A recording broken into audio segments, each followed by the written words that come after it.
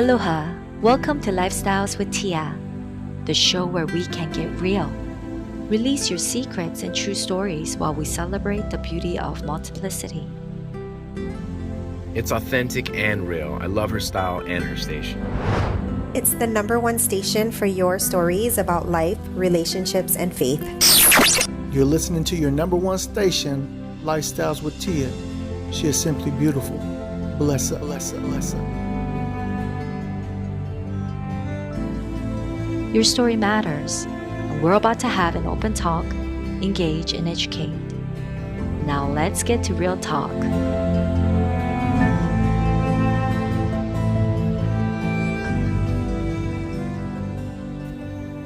Today's guest is a friend of mine from Georgia. His name is Larry Reeves, and he'll be sharing his testimony through hardships of losing his child to experiencing brain aneurysm and other challenges that brought him closer to God. Hello, Larry Reeves. Hello, Tia. How are you doing? I'm doing great. How are you? I'm doing good. I'm thankful to be able to share my testimony on your show. I think what's going on with you and you bringing people to your show is really impactful on a lot of lives. I'm just thankful to be a part of it today. Oh, thank you very much. I'm asking you a couple questions. Please tell us what life was like before the trials had began. Well, I grew up in Boston, Massachusetts, in a inner city. At that time, I was on the corner on the block selling drugs and carrying weapons. And as I look back, I feel bad and I feel embarrassed, but at the same time, I think this is just part of my story that needs to be told. And so at 15, I had got locked up, and I did not like that feeling. Mm-hmm. It was the worst feeling to be in a cage where you can't go. So what I did is I got on my knees and I prayed. I said, Lord, if you get me out of here, I'll never come back.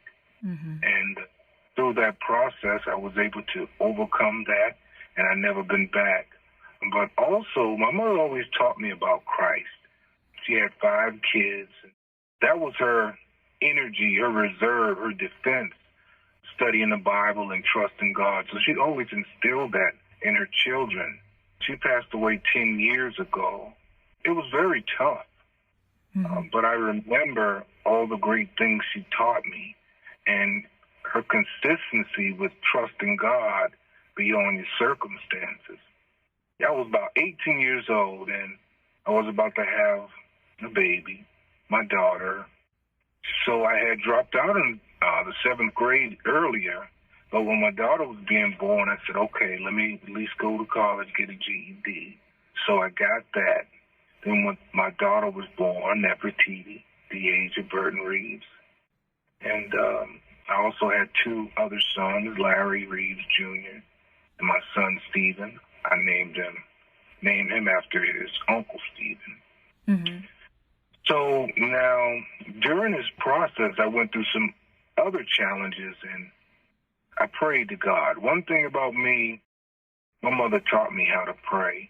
And when I pray, I humble myself and I get on my knees.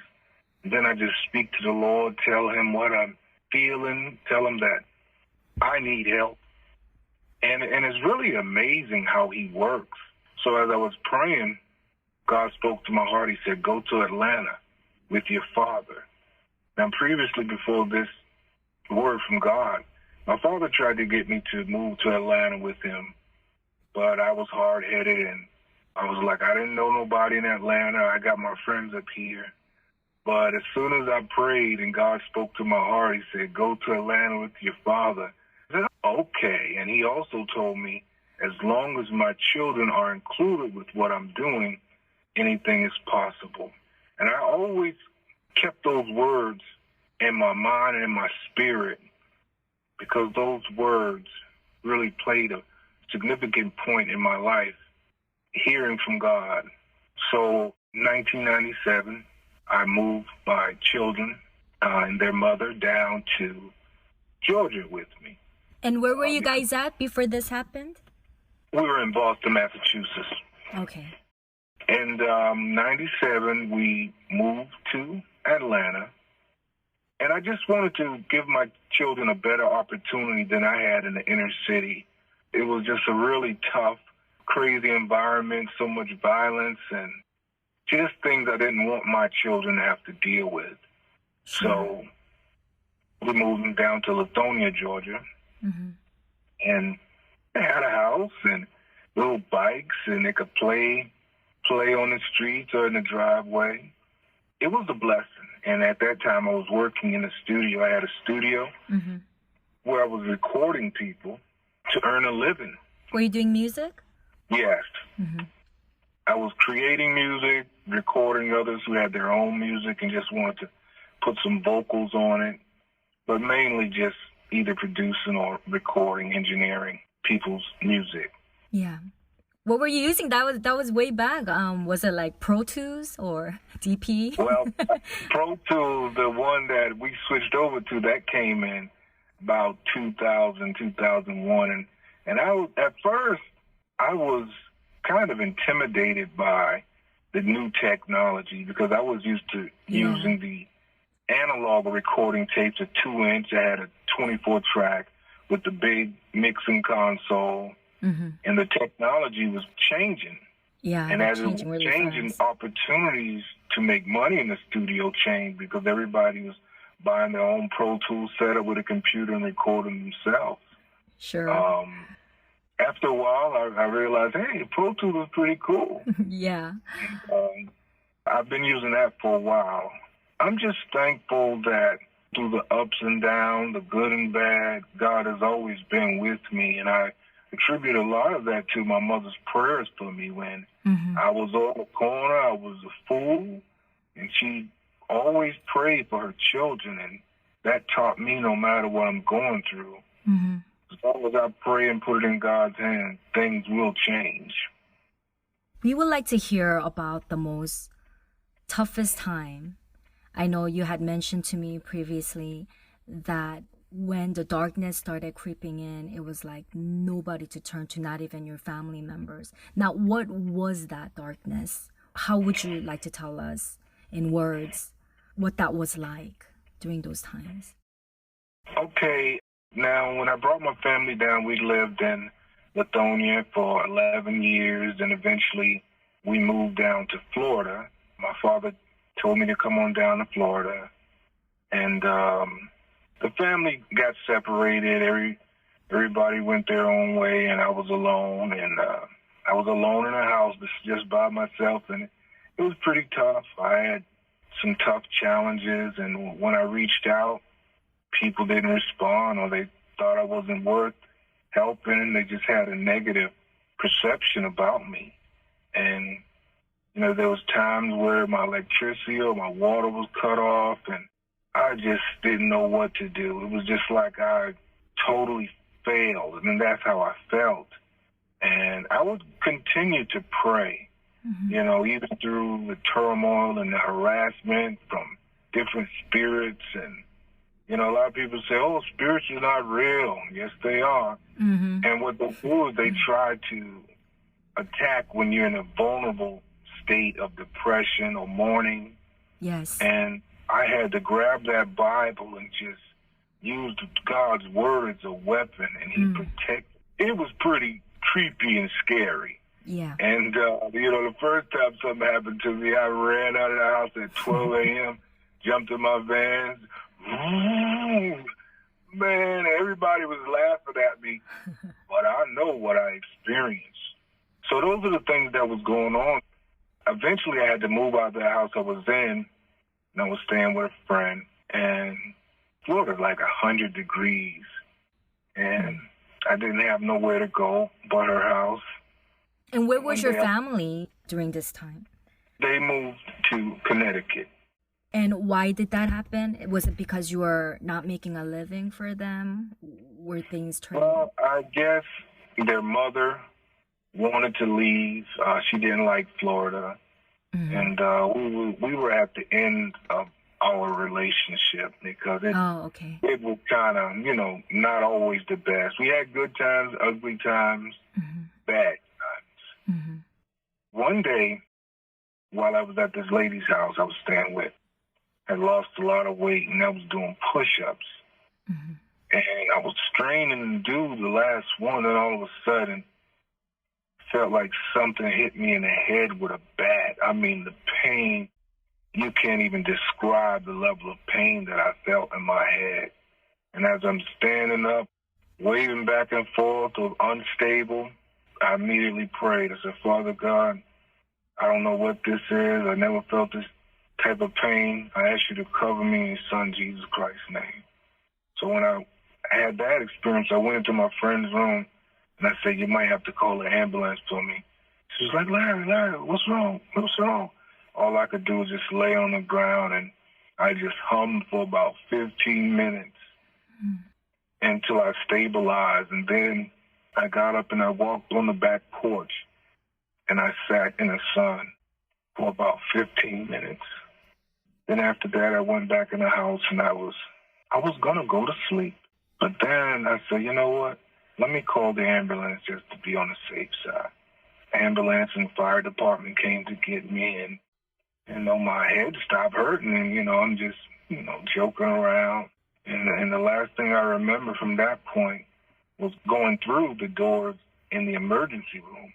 And after that, I don't remember anything. And then it seemed like I woke up 10 days later, and the doctor came in my room who did the surgery on me. He was looking at the scar on my head, and he said, yeah, it was pretty bad. I said, what happened to me? He said, you had a double brain aneurysm. You had 2 veins in your head burst, and, had to stitch them up. It was just, I don't even know, but I tell you, through it all, God brought me through. And I had to stay in that hospital for 30 days in the bed. Nobody came to see me. Not even your kids? No, they were in Connecticut at that time. But my father, uncle, grandmother, and aunt, they came up to the hospital when they knew it happened. But then they left, and they never came back for the 30 days I was in there. I believe that they thought I was going to die, and God said no. I learned so much by being down, but even with being down and traumatized, God's mercy and patience was on me. He put me in the hands of a doctor who knew exactly what to do, because there's a lot of people who died from one aneurysm, and here it is. I had 2, and God spared my life. So after being in the hospital for 30 days, it was time for me to go. And I didn't have nobody to pick me up or nowhere to go. So they used a security guard from the building to drop me off at my old house that I lived at, even though I didn't have access to it. And so I called my father, who lived 13 miles up the road, and I said, I need some help. And he said, I can't help you, but I know somebody who can help you. And at that point, I just got off the phone, because it was just been a pattern of family members treating me and other family members bad. And so I went to stay with another friend. And then I was being rushed to the hospital like every 10 days because I would get dizzy and pass out weak, blood pressure shoot through the roof. It was just such a trying time that when I look at what I've been through, it can only be God. It can only be God, because I did not have the physical strength. I did not have the mental strength. I was burnt out and just felt like this is it. But God put people into my life that sold into me through a church. I met people that I call my spiritual allies. Many people use the term friends, but friends come and go. But spiritual allies are people that God brings across you and your path when you need it the most. They don't know you. They are sent by the Lord and focused on assisting you with what they can at that time. Now, was this a local church around your neighborhood that you just happened to walk into, or was this a church you were growing up in? Yes, I had been going there for probably about a year before then, and then they would have the community dinners and different events. They embraced me. You mean before the surgery happened? Yes, even before the surgery, I was going to church.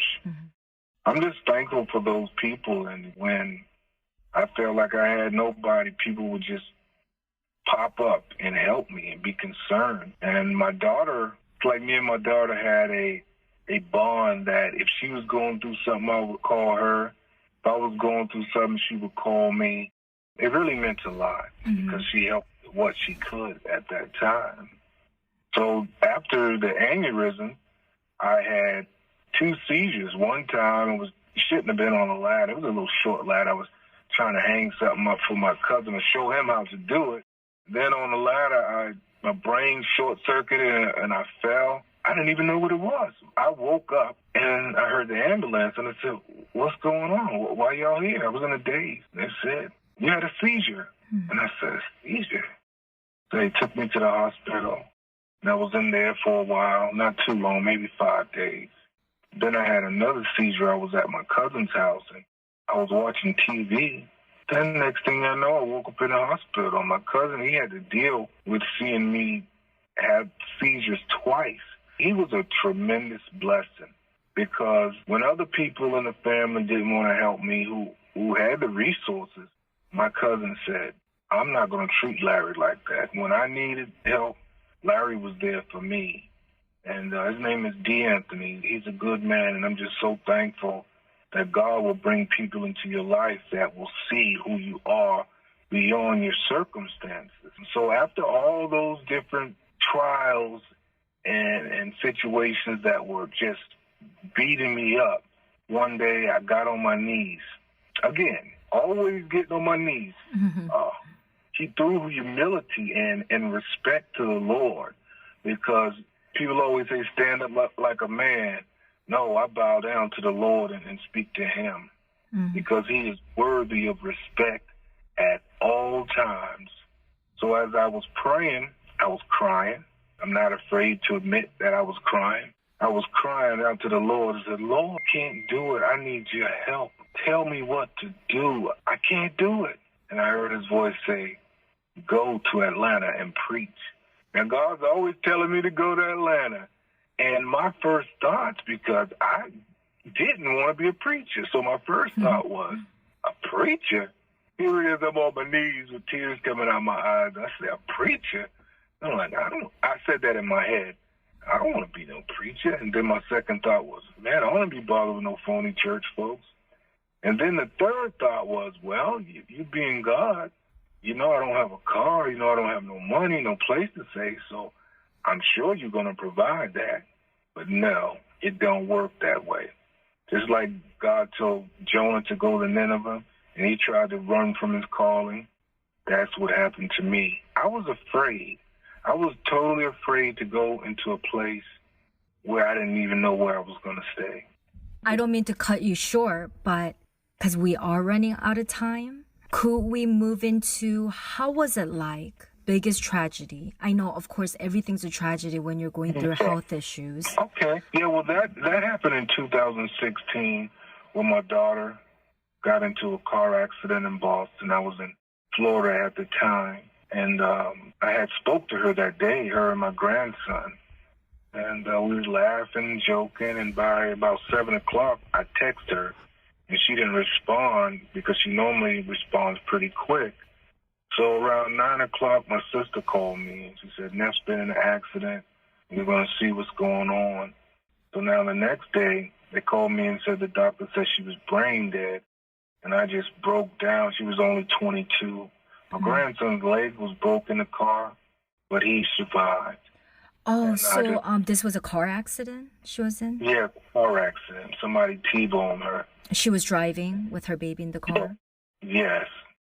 And when they told me she was brain dead, I just fell on the ground crying, and I had to be rushed to the hospital again. I couldn't even speak.